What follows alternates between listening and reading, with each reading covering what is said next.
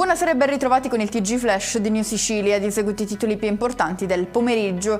Non accetta l'affidamento esclusivo al padre e scappa da scuola per poi fermare una pattuglia di polizia dicendo di essersi perso durante una gita scolastica. A dare notizia dei fatti avvenuti a Catania è l'avvocato Giuseppe Lipera, legale della madre del piccolo.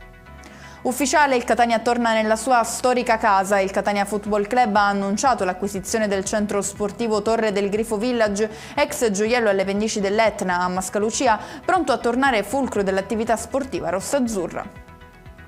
Crolla il tetto di una baracca che ospitava una famiglia di 5 persone, ora sgomberata. A Messina l'alloggio è stato dichiarato inagibile dai vigili del fuoco intervenuti in piena notte per il cedimento di una parte del soffitto nella cameretta dei bambini che al momento del crollo stavano riposando.